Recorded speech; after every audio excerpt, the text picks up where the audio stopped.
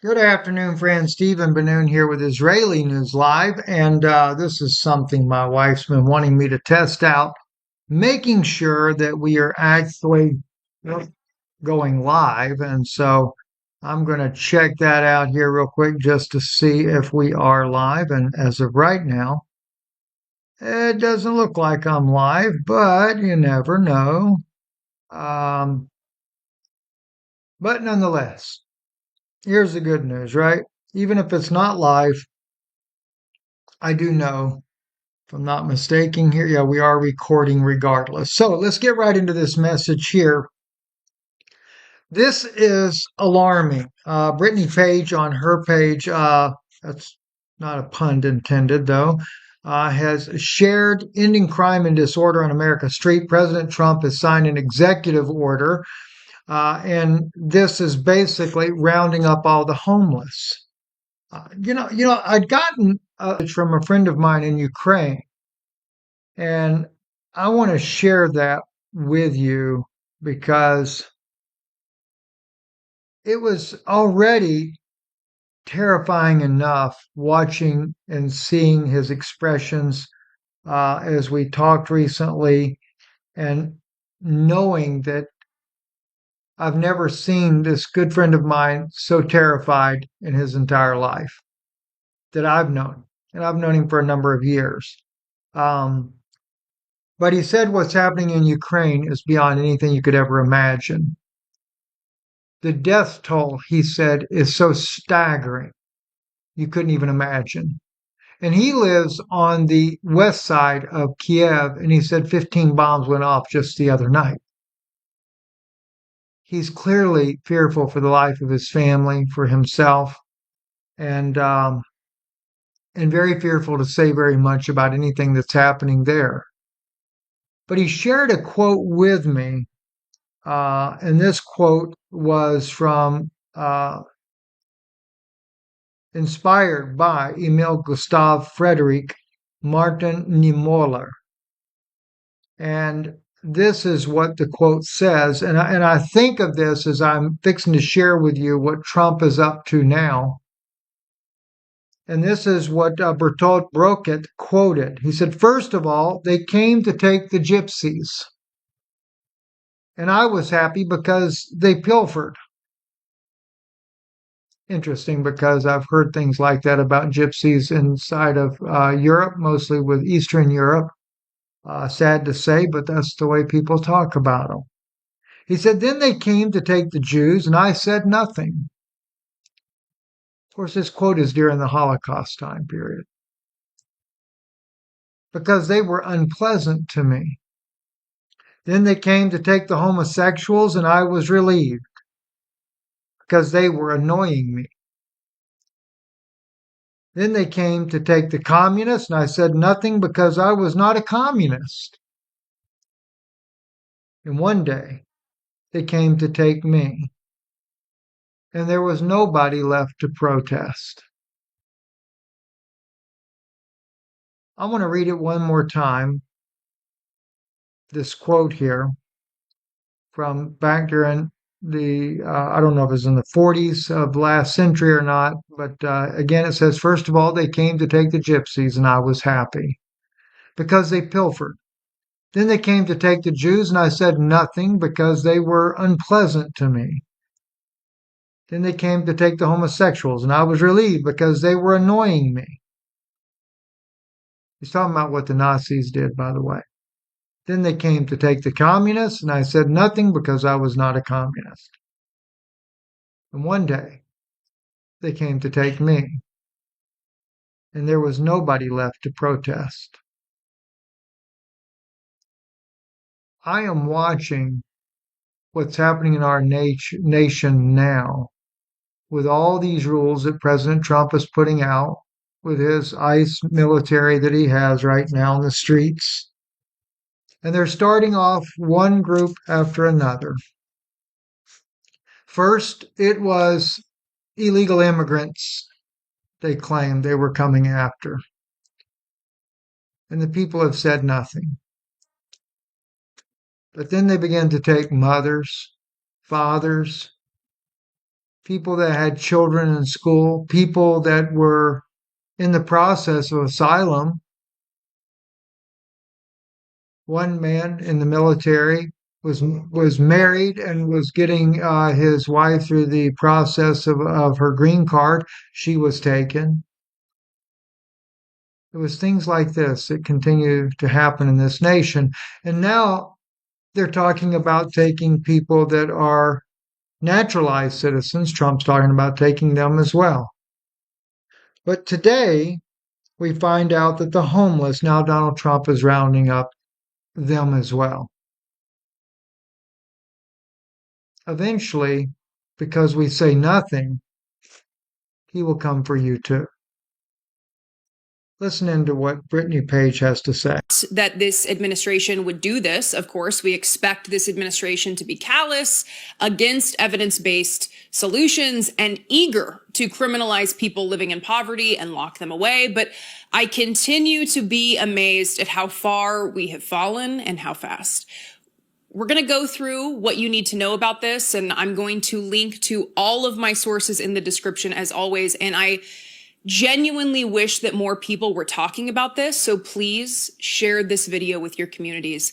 The executive order, quote, ending crime and disorder on America's streets, builds off of the 2024 SCOTUS decision in Grants Pass v. Johnson that gave the green light to cities eager to punish the homeless for sleeping outside, even when they have nowhere to go. It opened the door for cities to criminalize people living in poverty, to arrest and ticket them for sleeping outside.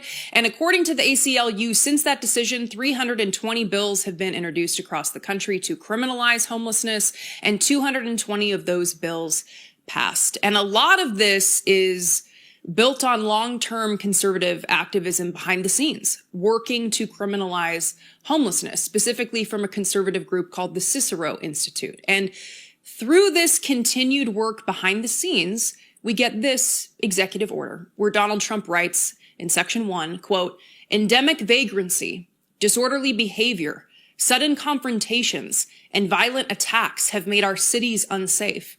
The number of individuals living on the streets in the United States on a single night during the last year of the previous administration, 274,224, was the highest ever recorded. And I want to pause here to note that it's interesting that the Trump administration is choosing to focus on the count specifically for individuals who were living unsheltered during the point in time count last year. I'll put in Miss Page's, Brittany Page's, her YouTube channel there so you can follow the rest of the story. It unfolds this. But you know what's really interesting as I look at this, his immigration policy, now he's going after the homeless. I think of two presidents from the past and what their comments have been and what they actually did. Of course, first one, Jimmy Carter, lived from 1924 to 2024, 100 years old, the longest living president ever in U.S. history. Let's just look at what his legacy was here. Listen in. It's not just governments that have a responsibility to resolve crises. It's really the conglomerate momentum of dedicated individual citizens. And this is particularly true in a democracy, to demonstrate our faith. Our faith in ourselves, our faith in each other, and our faith in God. That's what Habitat means to me. That was the late President. Habitat for Humanity. Jimmy Carter, that spent his lifetime after his presidency building homes, could not afford it. And, no doubt hundreds of homes were built, and he would personally go down and help build some of these homes as well. He did it up until his last part of his life, still was involved all the way to 98 years old. Him and his precious wife both were building these homes for Habitat for Humanity. He cared, actually cared. He also was a president that fought for the Gazans and the Palestinians living both in the West Bank and the Gaza Strip. He wrote about that in one of his books there. He was a true humanitarian. but no president ever lived the legacy that this man lived, nor have they ever walked in the footsteps that he did after their presidency, other than maybe George Bush Jr. I hate to call him Jr., but George W. Bush here, who also I saw this interesting, it's 4 years ago, but where he had taken a painting like this, that of Winston Churchill. But he also had his own plan for immigration issues here, and he spoke about that. Now, of course, Trump had not come into office as of yet, his second term, but he had some very interesting policies that he was sharing, and I think they're worth noting now. And I'm hoping that somebody, other than the people that are standing up, you know, I don't say it's the smartest thing to do to go stand up against ICE agents. That's not, you know, they're fully armed and they're just they are truly operating completely out of control, in my opinion. But nonetheless, you know, violence is not the way to deal with the situation. We need to peacefully protest these things because if we don't, they're going to come for you next. As it was said by Bertold Brecht, inspired by Emil Gustav Friedrich, Martin Niemöller, and I'll quote it again here in just a few minutes here after we listen to former President George W. Bush. Thinking about painting, and in essence, I said, if that old boy can paint, I can paint. And so I started. The paintings themselves are much more than art. They are a timely message to Washington. Do you want to be involved in the immigration discussion? Yeah, I do, in a way. I don't want to be prescriptive. I don't want to, tell Congress how to do this or that. I do want to say to Congress, please put aside all the harsh rhetoric about immigration. Please put aside trying to score political points on either side. I hope I can help set a tone that is more respectful about the immigrant, which may lead to reform of the system. You gave an Oval Office address on immigration. I did. These are not contradictory goals. America can be a lawful society and a welcoming society at the same time. It's been 15 years. I know it. Still, nothing's been done. No, a lot of executive orders, but all that means is that Congress isn't doing its job. Is it one of the biggest disappointments of your presidency? Yes, it really is. I campaigned on immigration reform. I made it abundantly clear to the voters this is something I intended to do. Despite bipartisan backing, reform failed during Mr. Bush's tenure. Years later, Donald Trump made anti-immigrant rhetoric a centerpiece of his campaign. They're bringing drugs. They're bringing crime. They're rapists. And some, I assume, are good people. The problem with the immigration debate is that one can create a lot of fear. I'll pause it here just for a moment to try to see if we can't get a better signal here because he does still say some very valuable words even beyond this here. It's very noteworthy, and this is where he'll begin to talk about how he believed a president should react and how he should carry himself. Very obviously, he's talking about Donald Trump, who seems to want to be seen in the limelight and thinking he's always somebody. But he talked about the humbleness of the job. I actually appreciate a lot of what he said. I'm not as crazy about his father for other reasons, but President Bush here has had some very interesting things. And I might add as well, when I watch what's going on with the immigration reform under Donald Trump, he totally forgets he as well as any of our other families, we were immigrants. We are children of immigrants or grandchildren of immigrants. Other than the Native Americans, who are the true Americans in this country here, we are all immigrants. And all we have ever done is push down the natives of this country and done them wrong. Even when we're looking south of the border, those Spanish people that have come across, now I'm not talking about the Afghans or the Arabic peoples that have been brought into the country that came in through illegal, or the Chinese that came in illegally. I realize that. I get that. That was truly a problem. But we forget through wars, we drove out the indigenous people, which was the Mexican people that once owned parts of Texas, New Mexico, Arizona, and Southern California. We forget about that. We forget about the Navajo, the Cherokee, and the many other tribes in this country, the Seminoles of Florida, even the Creek Indians of Northwest Florida, which my great grandmother was half-blood Cherokee, or excuse me, Creek Indian, and my stepdad was full-blooded Cherokee. But we forget about these were the true Americans.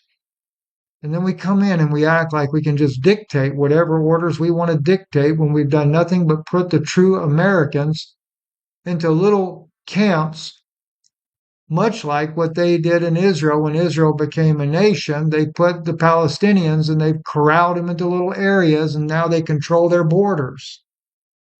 Let the Palestinians be free. Let them be their own people. After all, in the state of Israel, they have Palestinians that are part of the Israeli government, part of the Knesset. And Israelis have been able to live peacefully side by side with them. It would be no different in the West Bank if they were given their own autonomy. After all, they were there before the Europeans came, before the Ashkenazis came into that country there. Many people try to say, well, that's Israel's land. Did you forget that Ben-Gurion, the first prime minister of Israel, actually said that they were the Jewish people from 2,000 years ago still living in the land? They had not assimilated. They had not interbred with other nations like the Khazarians. And by the way, even though I do kind of pick on the Khazarian Knesset, still Khazarians are part Jewish because they did intermarry among them. I don't want to use the word